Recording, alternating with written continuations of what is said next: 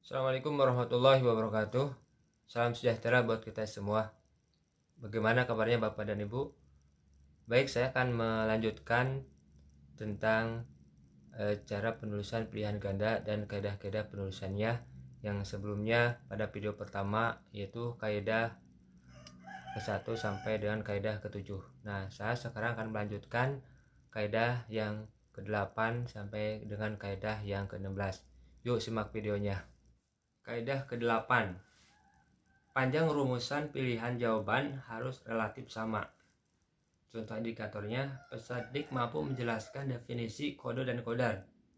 Contoh soal yang kurang baik, terdapat pilihan jawaban yang terlalu panjang rumusan jawabannya. Jadi, option A, B, C, D-nya itu jangan terlalu panjang ya. Contoh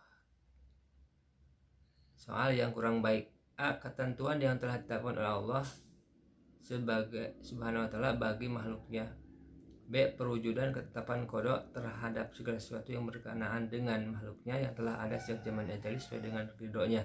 C. Ketentuan Allah SWT yang telah terjadi pada makhluknya. D. Usaha manusia untuk memenuhi kebutuhan hidupnya. Nah, optionnya ini ada yang panjang, ada yang pendek ya. Nah, sedangkan contoh soal yang baiknya, pengertian qadar adalah ketentuan yang telah ditetapkan oleh Allah SWT sebagai makhluknya, bagi makhluknya. B. Ketentuan Allah SWT telah berlaku terhadap semua makhluk. D. Usaha manusia untuk memenuhi kebutuhan hidupnya. Nah, ini harus seperti ini ya. Jadi rumusan pilihan itu relatif sama.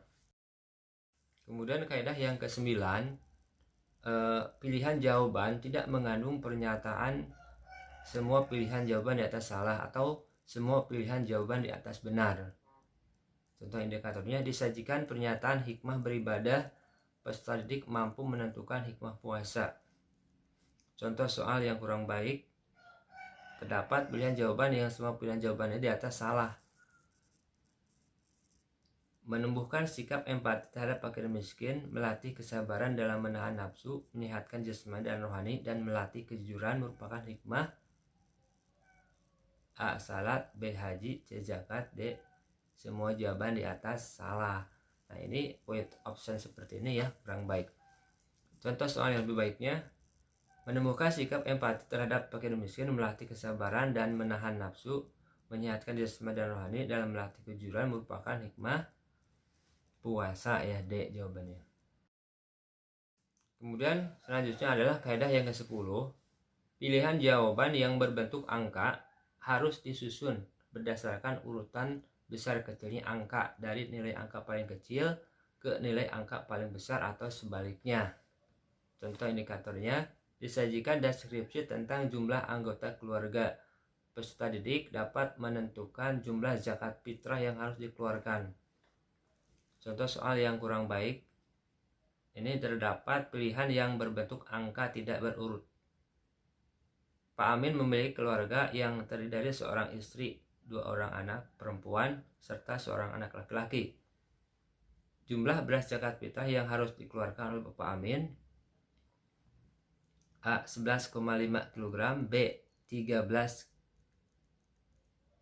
kg, C. 12 kg, D. 12 kg. Nah, di sini tidak berurutan ya. Dari 11,5 kg ke 13 kg ini tidak berurutan, maka kurang baik. Maka contoh soal yang lebih baiknya adalah Pak Amin memiliki keluarga yang terdiri dari seorang istri, 2 orang anak perempuan, serta seorang anak laki-laki. Jumlah beras zakat fitrah yang dikeluarkan oleh Bapak Amin adalah A. 11,5 kg, B. 12 kg, C. 12,5 kg, D. 13 kg. Nah, kalau yang ini adalah pilihannya atau optionnya berurutan ya. Kaidah yang selanjutnya yaitu kaidah 11. Stimulus berupa gambar, grafik, tabel, diagram, dan sejenisnya yang terdapat pada soal harus jelas atau berfungsi dan kontekstual. Contoh indikatornya, disajikan deskripsi tentang jumlah anggota keluarga. Peserta didik dapat menentukan jumlah zakat fitrah yang harus dikeluarkan. Contoh soal yang kurang baik, terdapat stimulus berupa gambar tidak berfungsi. Perhatikan gambar berikut. ruku dalam gerakan sholat adalah titik. Ini ada gambar ya, stimulus. A. Sikap membungkuk dengan tenaga ditekankan di lutut sehingga punggung dan kepala sama rata. B. Berlutut serta meletakkan dahi ke lantai. C. Duduk setelah sujud kedua pada rakaat kedua kecuali salat subuh. D. Duduk setelah sujud kedua pada rakaat sebelumnya. Nah, berarti ini gambarnya tidak berfungsi ya. Tidak berfungsi buat apa ada gambar tapi pilihan optionnya tidak mengacu kepada pilihan. Nah, contoh soal yang lebih baiknya, perhatikan gambar berikut. Gerakan sholat pada gambar di atas adalah, jawabannya adalah A. Kemudian kaidah selanjutnya itu kaidah yang ke-12. Soal tidak bergantung pada jawaban sebelumnya. Indikator, disajikan kutipan Quran surat Al-Ma'un. Peserta didik menentukan hukum tajwid pada lafal yang bergaris bawah. Contoh soal yang kurang baik. Soal bergantung pada soal sebelumnya.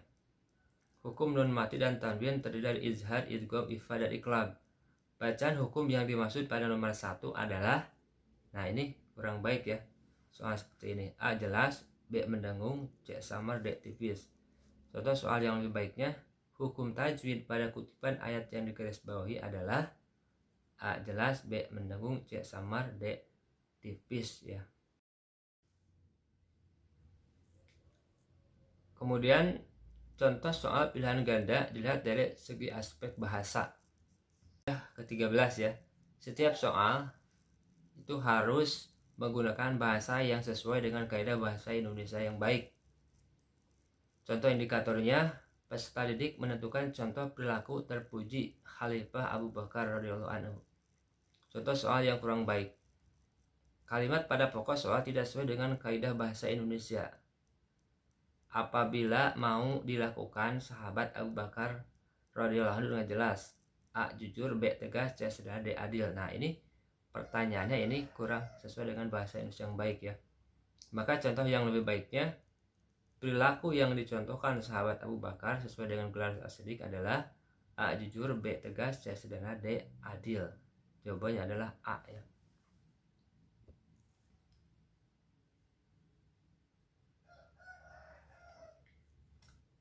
Kaidah ke-13. Setiap soal harus menggunakan bahasa yang sesuai dengan kaidah bahasa Indonesia. Contoh indikatornya, peserta didik menentukan contoh perilaku terpuji Khalifah Abu Bakar. Contoh soal yang kurang baiknya, kalimat pada pokok soal tidak sesuai dengan kaidah bahasa Indonesia. Apabila mau dilakukan sahabat Abu Bakar era dengan jelas. A. Jujur, B. Tegas, C. Sederhana, D. Adil. Nah, ini ada kalimat yang tidak sesuai dengan bahasa Indonesia ya. Jawabannya adalah A. Jujur. Maka contoh soal yang lebih baiknya, perilaku yang dicontohkan sahabat Abu Bakar sesuai dengan gelar as-siddiq adalah. Kemudian kaidah ke-14. Setiap soal harus menggunakan bahasa yang komunikatif. Artinya, soal menggunakan bahasa yang mudah dipahami oleh peserta didik. Contoh indikatornya, disajikan narasi tentang tugas malaikat. Peserta didik mampu menentukan nama malaikat yang sesuai dengan tugasnya. Contoh soal yang kurang baik. Pada pokok soal terdapat kata yang disingkat. Ya. Contoh soalnya, Sauki tidak mau menyontek ketika ulangan. Walaupun tidak ada yang mengawasinya, ia meyakini bahwa ada malaikat yang selalu was dan cat. Nah, ini ada kata singkatan ya. Was dan cat semua perbuatannya. Malaikat yang selalu was dan cat tersebut adalah malaikat.